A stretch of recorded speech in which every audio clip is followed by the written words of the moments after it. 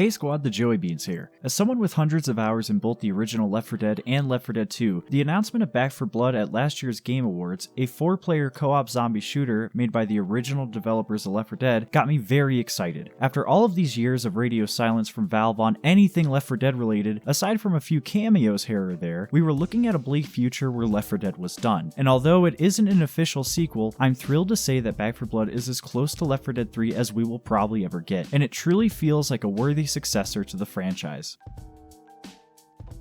The general premise isn't all too crazy. You and 3 other friends, or bots, we don't shame anyone here, gather together and work through themed campaigns which are spliced into acts, with the goal being to move from one safe house to the next, ending in a finale where survivors will either escape or be left for dead. Through your journey between safe houses, you will have to fight your way through literal hordes of the undead, as well as come face to face with a variety of special infected that are equipped with unique abilities to ensure that making it to the next safe room with the same number of survivors you started with is no easy task. Anyone who has played Left 4 Dead even just once knows exactly what this gameplay loop looks like, and luckily Turtle Rock Studios has taken the if it ain't broke approach with Back 4 Blood, as the core gameplay is largely the same. What is different this time, however, is the roguelike card system, which actually adds a level of customization and variety to the game that Left 4 Dead never saw. Cards are split into 2 simple categories: active cards that allow players to apply various buffs and abilities to themselves throughout the duration of what is called a run, basically just a series of campaigns set back to back with a set number of continues that deplete when your entire crew wipes, and corruption cards, which add extra dangers to the group of survivors, ranging from thick layers of fog to increased spawn rates of special infected. While active cards are selected by the player at the start of a campaign, corruption cards are drawn by the game's director, an AI that dynamically determines what survivors are to come across in the runs based on the performance of the players. To summarize, active cards good, corruption cards bad, no 2 playthroughs on any given map will be the same. Back 4 Blood will also feature a cast of 8 playable characters on day 1, each of whom has a unique skill set giving them an added level of depth not found in Left 4 Dead. And finally, Back 4 Blood features a PvP game mode called Swarm, where one team plays as survivors and the other team plays as infected, with the goal being to survive longer than the opposing team on a contained map.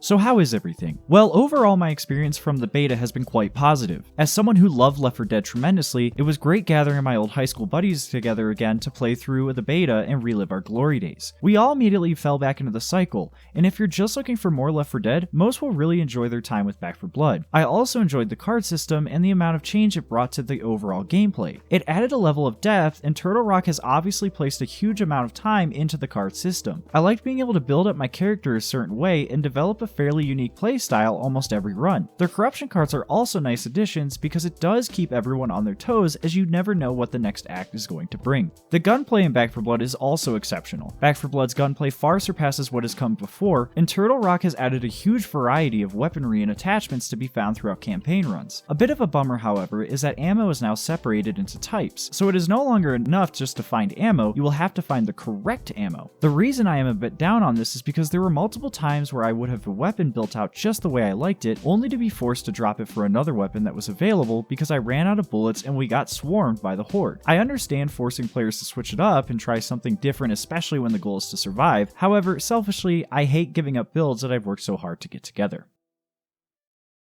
The game does look pretty good, and some of the special effects, including rain and fire, did shine on my 3070, however the overall art direction was a bit bland. I know it's odd to say when we're talking about the zombie apocalypse, but you can tell that this was the team that made Left 4 Dead 1 and not Left 4 Dead 2, as Back 4 Blood removes itself from the more vibrant color palette we saw in 2 for a grittier and darker color palette akin to what we saw with the original Left 4 Dead. I also felt that the location variety sort of blended together between the 2 campaigns present in the beta, but that could be a non-issue as more varied locations might present themselves in the final product. Difficulty was also a bit of an odd point for me. For seasoned Left 4 Dead players, you're going to find Survivor a bit too easy, whereas Veteran, especially in later acts, can be frustratingly hard. This is where I think the card system comes into play though, as it forces players to really build to whatever situation they are about to get in. And finally, the PvP for Back 4 Blood is unfortunately very disappointing. First of all, it was really difficult to find a game, as when people spawned in as survivors rather than the infected, a lot of them would just leave. And second, there just wasn't much to it. The infected are aren't fleshed out enough to be overly interesting during play, and the map being just contained to a single location is a major letdown when compared to Left 4 Dead's Versus mode, which would actually pit players together in a campaign where player-controlled infected tried to split teams up and slowly take them out before they could make it to the safe room. Sometimes less is more, and I think Turtle Rock would have benefited from just not including PvP until they had something really worth playing. This is by far the biggest disappointment with Back 4 Blood, and I can only hope that they will release the mode we were all imagining sometime in the future. As for performance, the game runs pretty well. My group ran a variety of setups from 700 series to 3000 series for Nvidia cards, as well as someone running with a Ryzen card, and nobody had any issues playing the game at consistent frame rates. However, I did notice a lot of small bugs, from AI getting stuck on the environment to enemies clipping through spots they shouldn't be, as well as the occasional T-pose or two, but these issues are so minor and the game as a whole runs great that hopefully they can be ironed out in the next 2 months or so until launch. Overall, if you're looking for more Left 4 Dead, Back 4 Blood is the game for you. Although I had a few gripes, the overall package was there, and at the end of the day, the core gameplay scratched the itch I had for so long. That being said, if Left 4 Dead isn't your cup of tea, there probably isn't going to be much for you to find here. I think Turtle Rock has been able to develop a worthy successor to the legacy of Left 4 Dead has left behind, and it seems that they are planning on supporting the game for some time after launch, so there's a lot to look forward to. Let me know in the comments, have you guys played Back 4 Blood yet? What are your thoughts on it? And is the game a day one for you after this beta? As always, thanks for watching, and we will see you next time.